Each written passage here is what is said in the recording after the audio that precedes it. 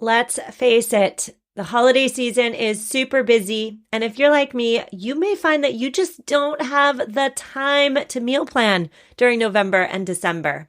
If you're looking for nutritious and convenient meals, try Factor. Factor is not TV dinners. Factor is chef-prepared, dietitian-approved, and ready-to-eat meals that will save you precious time and help you stay on track with your healthy lifestyle. Now, with Factor, you can rest assured that you're making an environmentally friendly choice. Factor offsets 100% of their delivery emissions, and they source 100% renewable electricity for their production sites. So skip that extra trip to the grocery store, skip that prepping, at least for the holiday season. Head to factormeals.com/sustainable50 and use code sustainable50 to get 50% off. Sustainable50 at factormeals.com/sustainable50 to get 50% off. Well, hello and welcome back. My name is Stephanie Safarian, and you're listening to episode 419 of Sustainable Minimalists. This is a show about intentional and eco-friendly minimalist living. And on today's show, we're laying out a blueprint for how exactly to have a holiday season that aligns with your values. For so many of us, myself included, the holidays tend to sweep us up, take us away, and then spit us out come January, don't they? And if you find yourself feeling in January that you're frazzled, you overspent, and you didn't even get to enjoy the holiday season, well, this episode is for you because we're no longer doing any of that. Not this year, not next year, never again. The sad truth, and maybe you've realized it, the sad truth is that there is a human being behind the scenes making the Christmas magic for everybody else. And if you're listening to this show, I'm willing to bet the magic maker is you. I want my household's holiday celebrations to be more about giving to others outside of the home, but I never get to do that. That never happens because I'm running ragged, making the magic for my core four, for my household. I'd also like to enjoy Christmas myself. It is my favorite holiday. But in years past, I just simply haven't been able to because I've been busy crafting perfection for everybody else. So say it with me. Not this year. Today, I am speaking with Desirae Endres. She is the host of the Minimalist podcast. Excellent podcast, by the way. She also has a new journal out just in time for the holidays. It's all about getting intentional with your holiday season. It's titled Your Minimalist Holidays, A More Intentional Season in 30 Days. And so today, Desirae and I are really drilling down on how we can make sure that this is the year in which we don't get swept up and taken away by the holiday hoopla. Desirae, so thrilled to have you on this show a second time. How are you? I'm good. I'm so excited to be on again. Thank you for having me. Well, I believe it's been about a year and a half since your first appearance on the show. So tell us, what have you been up to? Well, a lot of things in that time frame. I had been teaching, I think, when I was on here last, or I was just going back to teaching, and I stepped away from teaching, kind of went full time into podcasting, and also I had another baby, so she's 1.5 now, and that's kind of another reason why I'm home again and stepped back from teaching. So you've been really darn busy, and I thank you for giving me some time. I can't imagine year-and-a-half-year-old writing a journal/book. Amazing. We're talking about the holidays today, and specifically we're talking about making our holidays more intentional, our celebrations. They can very easily get out of control. I'd love to start today, Desirae, by you telling us about your holiday celebrations as a child, because I do believe, at least for me, that when I think about the holiday celebrations I'm spearheading for my own children, I have to first look backwards because my own childhood Christmases really do influence the way I'm Christmasing as an adult. So let's start there. Tell all of us about your Christmas celebrations when you were a kid. Yeah, I can fully relate to that same idea. It really the past kind of lives in you, especially when there are times of year that are really steeped in tradition, like the holidays. And so my holidays as a kid were really wonderful. Actually, my mom grew up not celebrating holidays. And so when we were kids, she like went all in celebrating them and making them above and beyond for us and very magical. But the main thing that I've had to kind of overcome as an adult, because my values are a little bit different, is I always had the big pile of gifts under the Christmas tree. So we celebrate Christmas, and that was like the focus of the season. There was a magical aspect to it, and that was what was exciting for my brother and I. So as now an adult and a parent, both my husband and I had that same experience, actually. So we both value stuff less, and we don't want stuff to be the center of our holidays. So yeah, that's, I think, the big thing that comes back to haunt me. I say it, I'm being dramatic, because really the holidays were great as a kid. But as I'm trying to make traditions as a parent, if that makes sense. It does. And I'm thinking about my own childhood Christmases. There were piles, and I do mean piles of gifts under the tree. And so I always constantly go back to me as a kid. And my holidays also were magical, but were they magical because of the gifts, or were they magical for some other intangible reason? And again, as a parent, I mean, I think it's natural to, especially if you're a minimalist parent or more of an intentional giver, when you look under the tree, that you put the presents under the tree on Christmas Eve, the kids are asleep upstairs, and you're looking, and it may seem sparse in comparison to what you had as a child growing up. There's a disconnect there, and there's an opportunity to wonder, well, wait a minute, did I do enough? Did I not do enough? And so let's talk about gifts. I mean, that's the big one, right? Christmas has really become the gift-giving holiday. In your journal, you suggest that we reflect on the ways in which material items, especially those gifts, play into our holiday celebration. So what do you suggest we do if, after we do this hard work of reflection, what do you suggest we do if we don't like what we see? Yeah. So I think, if you reflect on what stuff looks like in the holiday seasons for you, and what it's looked like in the past couple of seasons, because I think it's important to reflect on, those childhood holidays, but also like, what's it actually been like the last couple of years for you? And you see that there really has been a focus on stuff, and maybe your values have changed even since last year. It's really hard to change, especially if we've got kids that remember from year to year, right? It's really hard to change. But someone mentioned to me one time that I was kind of having that struggle, because even though minimalism has been a part of my life since my daughter was very young, but there have been years where I kind of got caught up in it, and I put a little bit more under the tree than I wanted to. And then the next year I worried, like, okay, is she going to remember, is it going to be enough? Someone told me, what happens if they're actually disappointed? Like, what happens if they wake up and they feel disappointed with the amount that's under the tree? Like, so what?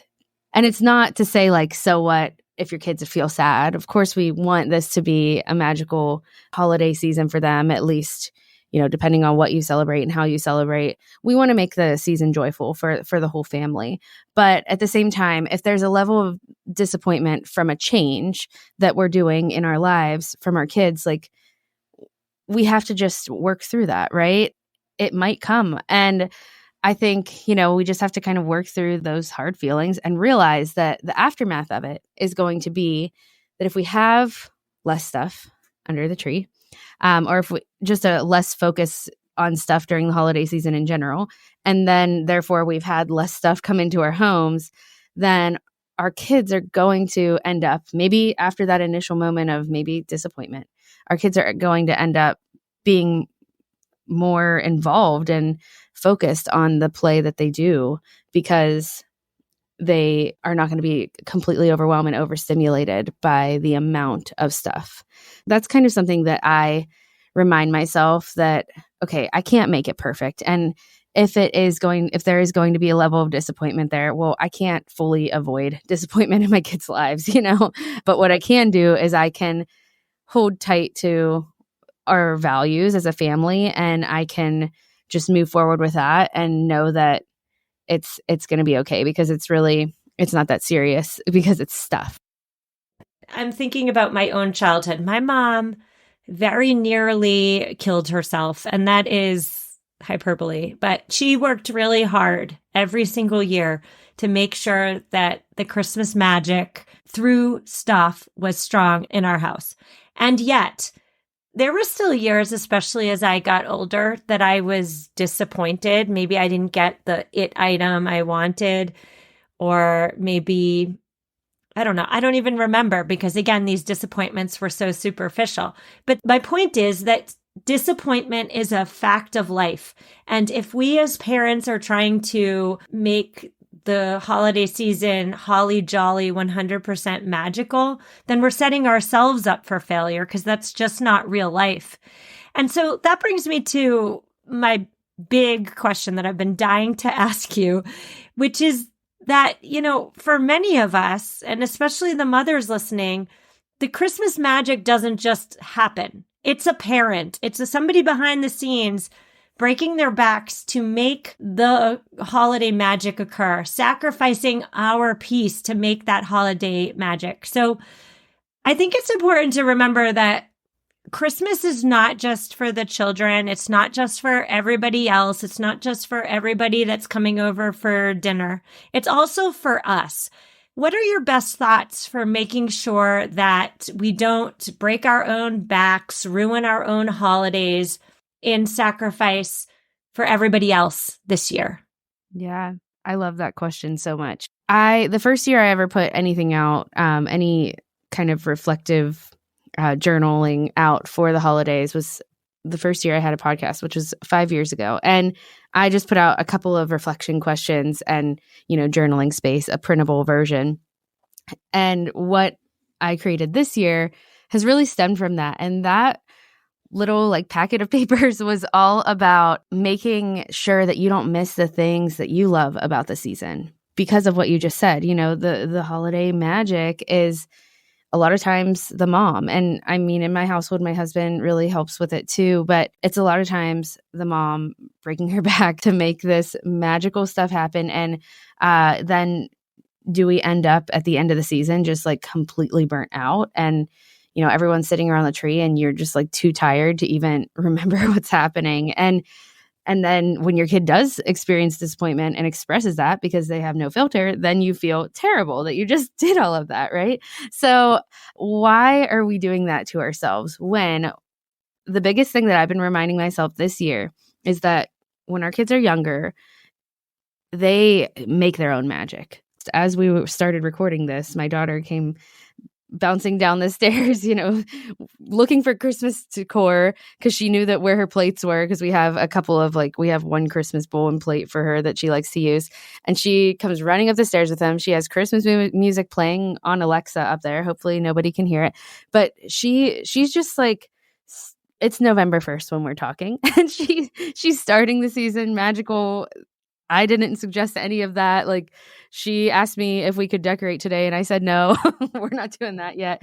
But she's excited. If I try to start now, making it magical for her, oh, I'm going to play off this. I'm going to get some, look on Pinterest and find some holiday crafts, and I'm going to start my shopping now and make this huge list. And if I really feed into that, then one, she's going to start relying on me a little bit more for that magic, right?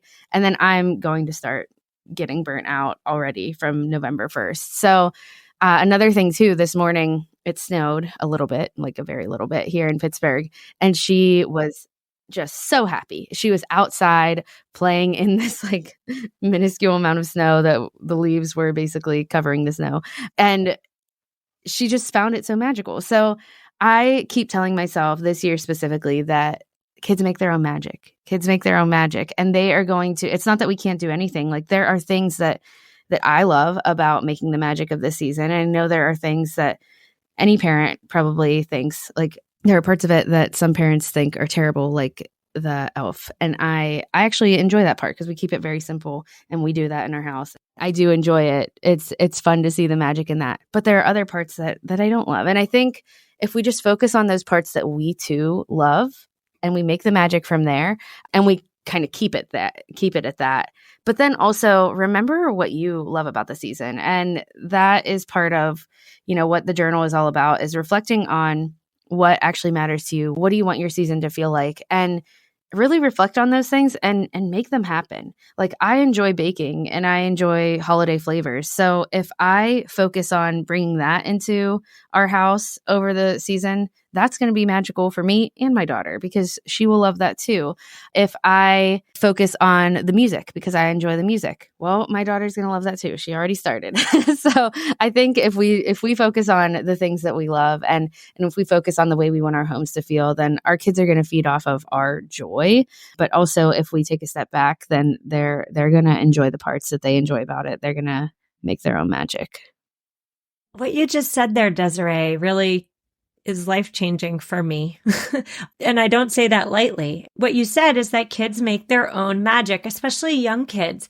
I have nothing to do with it. If I did nothing for Christmas, if I put no decorations up, if I maybe just had people over for dinner and served some ho-hum thing that we serve every, Tuesday night, it would still be magical because the magic is in the child. And so that takes a lot of pressure off of me, doesn't it? I don't have to create the magic because the magic is already in them. One of the pieces to your journal that I really loved was your suggestion that we make yes lists and no lists, but not for anybody else, especially the moms listening. We tend to sacrifice, or at least I tend to sacrifice what I want in favor of what I think everybody else wants. But the yes list and the no list is for me only. And so I'd love it if you gave some, first of all, defined what the yes list and the no lists are, and then give some examples of what might be on them. Yeah. So the yes list and the no list are basically just like, what do I want to say yes to in this season? And what do I want to say no to? And so the idea is to really reflect on, ideally, you're reflecting on the things that you've done in the past during the holiday season, or maybe the things that you feel pressured to do during the season. So if you are reflecting on those things, then you might make a big list, right, of all the things you feel that you have to do, all the things that you feel pressured to do, all the things that you've done in the past, whether it's events that you attend or errands that you need to run, traditions that you've started, whatever. Like you're listing all of it, whether it's has good connotation or bad connotation when it comes up in your mind. So you list it all out and then you really reflect on, maybe you start circling, like what are the things that I for sure want to say yes to? And maybe there will be things that you have to do or that, I don't know, obviously you could say no to whatever you wanted really, but there are things that are important to the whole family, right? And that that's going to be like a have to thing. But looking at your yes list, you really want to focus on what are the things I want more of in this season and the things I want to focus on, the things that are most important to me. And they can be, the deeper things, like I want more connection with my family. I want that to be a value in my season. And then, if you have something abstract like that, then you're really going to start to think about, okay, well, what could that look like? What could I say yes to have more connection? Is it just like family movie nights, or is it driving around the neighborhood to look at lights together? Maybe you already wrote those things down and you realize that those connect with that value of yours. And then as you're looking at that list, you can also, I guess you could cross things off, or you could write them separately, like on a no list. And that no list it could be anything. I don't know. The things that come up in my mind are like, when I'm first writing a no list, a lot of times, like, it's like, I'm going to say no to the pressure to, I don't know, match someone else's gift to me. And I don't know if that phrasing makes sense, but basically I always feel pressure when I'm in gift exchanges, like with family, extended family. Like I'm always feeling like based on last year, what they got me, like I feel like I need to match that gift in some way, or, I need to make sure I'm spending the same amount, which I think that's so silly. Like why do I feel that pressure? So that would be one that comes up first on my no list. The season that just passed, the fall, one of the things that we've done a lot in the past is like go to multiple pumpkin patches. And this year we just didn't have time. We enjoy that, but we didn't have time, and we realized that it gets expensive. And so that was our no list, is not that we're not going to go to any, but like one is enough. And let's go to like the chillest one. And so thinking about events, maybe there's an event that you always feel pressured to get your kids to, and it's really fun for them. Maybe a light up night. Like that's one that I think of that I know my kids would enjoy it, but also it's always very cold and crowded. And maybe that's something I'm going to say no to in this season because I've got a 1.5-year-old, So those are just some examples of maybe deeper things that might end up on a no list, and then more surface level, like, why do I feel the pressure to even do this? It's not necessary for me to push myself to do this in this holiday season, at least. I love all of that. And I especially love your thoughts there with regard to gifting, what somebody gifted you last year. I want to talk about that. I want to talk about comparison. I also want to talk about the fact that, for some of us listening, the holidays are not all that joyous. I'm going to ask you about all of those things, but we have to take our ad break, everybody. So we're going to take that ad break. And then when we come back, we're going to hit all of those topics. I'll see you in a minute. You trust your water filter pitcher to make your tap water safe to drink, but is it really doing anything? Most filters just can't remove gross contaminants like bacteria and parasites and PFAS and microplastics. I could go on and on. I trust my water filter pitcher for water that's safe for my family to drink. And if the brand I bought isn't doing what it advertised to do, that makes me feel so frustrated. Enter LifeStraw Home. LifeStraw Home is the kitchen upgrade you will wish you made years ago. It's the only water pitcher that filters out over 30 contaminants. It's made of glass, not plastic, and most importantly, for every pitcher sold, a child in need receives a year of safe water. Better filtration, better taste, better design. Use code SUSTAINABLE for 20% off your first purchase of any LifeStraw Home product at lifestraw.com. Cannot be combined with other offers. And we're back. Today I'm speaking with Desirae Endres. She is the host of the podcast titled Minimalish, formerly the With Intention podcast. She's also the author of the new journal. It is titled Your Minimalish Holidays, a More Intentional Season in 30 Days. And I must say, I went through the journal. I executed the exercises. That's not right. I conducted the exercises. I went through the exercises, and the things that it brought up really gave me pause, especially when I reflected on my own childhood and how my own childhood memories impact the way I do holidays as an adult. One of the biggest ones was the fact that, my mother, she decorated to the nines. Well, she wanted to decorate to the nines, and my sister and I were like her little decorating minions, and we did all the decorating, and then she critiqued it and then changed it all. And it wasn't like an hour of decorating the house. It was probably a full Saturday, and it actually wasn't fun. And so I realized through your journal, Desirae, and I thank you for this, that the fact that I'm so minimalist in the decor is because through my childhood, that wasn't fun. Like that was a stressful and interpersonal conflict-ridden aspect, which was the decorations. And so I loved realizing the why behind my minimalist decor. So before the break, we were discussing your concepts of the yes and no list. There are some aspects to the holiday season, of course, that we can put on our yes list or put on our no list. But there are countless other aspects to this season that we just cannot control. We cannot control whether or not our radical uncle brings up politics at the dinner table, or we cannot control whether my mother-in-law goes overboard in giving gifts to my daughter. Like, these are things I just simply can't control. How would you say we can simplify our holiday celebrations so that we focus more on the things that we can control? And how does focusing on the things we can control give us the breathing room to handle when they pop up the things we can't control? That's a really loaded question. Just take it away.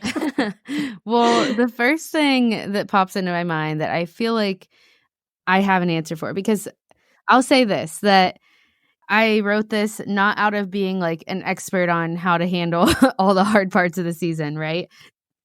A lot of it has to deal with my own reflection and reflecting on the things that have been hard for me in the season. But one of the things that I get the question on a lot as a podcaster who talks about minimalism is the gift thing. So you mentioned like a mother-in-law bringing in a ton of gifts. I think that is a question that is asked often in a way of like, how can I try to control this, right? What can I do to control this? And one of the things that I always suggest, whether it's a birthday party, whether it's Christmas time, when it comes to others bringing gifts into our home, is just to take kind of like, I don't know, the easy way out and just say, it is what it is. The reason for that, especially during the holiday season, is that we are going to be seeing these people more often, most likely. Maybe they live far away and that's not the case of someone who's listening, but most often during the season, we are seeing extended family more than we would other times of year. So I personally don't want to ruffle feathers and like send a message to my mother-in-law, just hypothetically speaking, like a couple of weeks before and be like, hey, this is the gift list. Like, please make sure you buy something off of it. Or please, no gifts this year. Like, I don't want to say anything that is going to make her offended or in any way. Even if it's a toxic relationship, like, I just don't want to go there during this season because I want to protect my peace. Like we've been talking about, this can be a season where we feel all this pressure on ourselves to do all of these different things. And then we're also trying to control other people so that we have less stuff in our homes. If we keep the control on what we can do to have less in our homes, if that's part of the stressor of your season, which for many of us listening to a podcast where we talk about minimalism, then it is, right? We know that the aftermath of having a bunch of new stuff in our homes is part of the stress. I think if we can focus on what we're bringing in personally, then it will help. But when it comes to things like stressful relationships with family members and people that you clash with that you know you're going to have to see, I have had my fair share of just like overly stressing about these types of things and what family parties I didn't really feel I wanted to go to because of something that had happened earlier in the year. And I think if we do focus on simplifying the other parts of the season and also focus on our joy throughout the season and doing the things we love about the season, then maybe we won't be so overwhelmed and tense when it comes to those moments.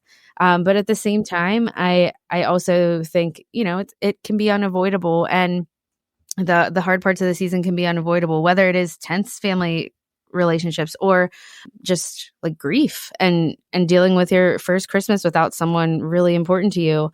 Those are just hard feelings. So yeah, I do think if we focus on simplifying the other things, we'll be maybe more equipped to deal with those things. But also, yeah, it can just be hard. You're totally right. If I'm going overboard in all the things to make the season magical for my kids, and I am running myself ragged from, mid-November to December 24th, then on Christmas Eve dinner, I am going to have no reserves available to deal with the radical uncle who's bringing up politics at the dinner table. And I am not going to respond with my best self, because my best self left weeks ago. And so I think simplifying the whole season means that when we meet an inevitable hiccup or an inevitable, I don't want to say conflict, but trouble, bump in the road, let's say, we have the reserves within us to best handle it. We're not going to handle our political uncle or our overbearing mother-in-law or whatever the thing is. We're not going to best handle it if we've run ourselves ragged throughout the whole season. Yeah, absolutely. I think that's exactly true. And, putting those boundaries in place when we come to these family interactions, it's going to be harder to do that when we're just already so tired and so overwhelmed. So absolutely. Well, my last question for you, Desirae, has to deal with the commercialized ideal holiday versus reality. So I feel like for most of us, the ideal holiday is something that we've seen in a commercial, let's say, or in, I don't know, a social media post, or it's a idea that's been fed to us through some marketing executive that's getting paid a lot of money each year to feed this image to us. Maybe it's the perfect tree and the outside, there's a slight snowfall, but it's not a blizzard. It's not a blowout. There's presents under the tree. They're perfectly wrapped. Everybody's smiling. Everybody looks great. There's no fighting. There's no disappointment. The mother is cool, calm, relaxed, and chill, and definitely not burnt out. However, the literal commercial holiday and reality, there's often this big chasm between the two. Do you have any thoughts for maybe bridging the gap, or if not bridging the gap, just perhaps embracing reality as opposed to the marketed version of the holidays that we've been fed since birth? Yeah. Well, there's that marketed version that we've been fed all these years, and we hear it in the Christmas songs, right? But there's also now a whole other beast of social media and seeing everyone else's perfectly curated holidays, right? Because they're only putting up the pictures of the good parts and the beautiful decor that took forever to hang or whatever. I don't know even. I I do not do well with home decor. But yeah, so we get it double now, because not only do we see it in a commercial and see it in a Christmas movie, but we can see it all day long if we want to, just scrolling on our phones. So I think, the end of the journal focuses on contentment. And I think that is what we need when it comes to comparison. And comparing our holidays to other holidays is to focus on how do we become content with our actual holidays that are right in front of us. And one way that I always focus on contentment personally, not that it's a perfect solution, but it's just one small thing that can help, is gratitude. So and this is every day, not just the holidays, but focusing on gratitude in this season is really important. It is a season that is so commercialized. Also, consumerism is rampant. To focus on what is in front of us, and even, teaching our kids about gratitude in this season. It's a really great season to do that. We've got Thanksgiving. We've got also just, a season where they might be seeing commercials. If they watch TV, they might be focused on, if they get their hands on those, Amazon magazines that come in, they're thinking about getting more and more and more. So focusing on gratitude is a really good way that we can focus on our own, what it actually looks like, our own holiday season, and be grateful for it, and see that as the beautiful season that it is. Another way to become more content, and I think that it's readily available to us in the holiday season, is focusing on people and community and in real life people. Obviously, we all have different situations, what our family life looks like, and friendships and everything like that. But if you can focus on getting around in-person people or even maybe you're FaceTiming people, maybe you live far away from family, but talking to people in real conversations, you'll see that, like you said, it's not reality, right? I always say, if you want to feel more normal in the struggles that you have, just talk to a good friend or just talk to other people. I recently started last year I started going to a mom's group, and then we moved and I started going to like a homesteading group, just very random because I'm not a homesteader, but it was just a group that a friend went to, and it was a group of women. And I don't know these women, but just the conversations that are happening. So it's not like these people I've built up friendships with, but just hearing like, oh, they're struggling in parenthood too. This person has fears when we're talking about homesteading. This person has fears of this happening in the world too. And this person, just realizing that other people have stuff going on too. And their holidays don't look perfect either. So when we get around people, not only is it just nice to be around people that you love, but also it's helpful in just seeing real life, if that makes sense. It does make sense. And it's a great reminder that the marketed version of what the holidays do look like, it's not real life. Real life is not your model husband giving you a car for Christmas with a big bow on it. That's not real life, right? I mean, and I say it as a joke, but I also say it as a reminder to everybody. What is marketed to us is a fictionalized and perfected version of life. It's not real life. And so part of what makes, to your point, part of what makes the holidays is the messiness, the interpersonal energy, connection, the thing that happens between people. I think that's what the holiday magic is. It's not the car in the driveway with the big bow. It's not the mounds of presents under the tree. It's the interpersonal connection with the people you love and with the people who love you back. So, Desirae, let's talk about your journal.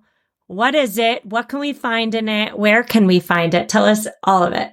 It's a 30-day journal, and it's meant to kind of just be your companion through the holiday season. It's a good way to remind ourselves throughout the season, what are our values, and how can we continue to implement those in a messy, imperfect season and in a messy, imperfect way, but still just keep our focus on what matters. Yes. And I must just say, personally, as I worked through the journal, I was reminded that Christmas is my favorite season, and Christmas is also for me. Like, it's not just for me to be of service to others, to cook the meal, to create the magic for my kids.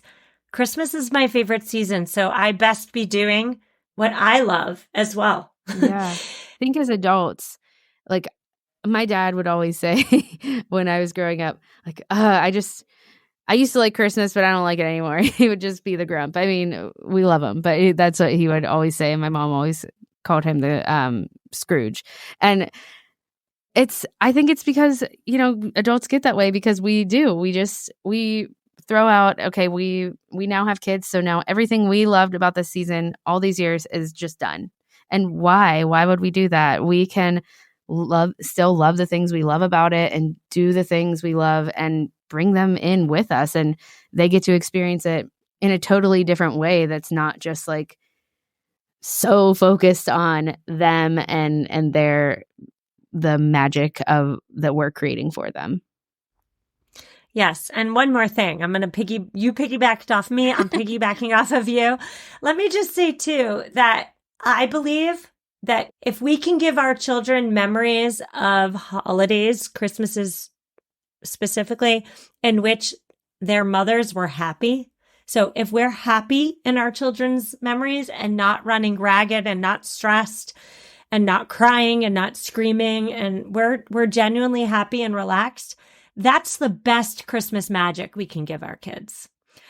Desirae, thank you so much for coming on the show. I'm linking to Minimalish and I'm linking to your journal in this week's show notes. I wish you the most magical and intentional holiday season. Thank you so much. Thank you so much for having me, and back at you with the magical and intentional season. Listeners, that's a wrap. It's time to say goodbye. Show notes are at mamaminimalist.com/419. I've linked to Desiree's podcast and her new journal in this week's show notes for you to check out.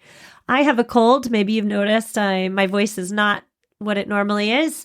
So I'm just going to say I'll see you tomorrow for headlines. As always, reach out if you need me. You can find all those links in the show notes as well.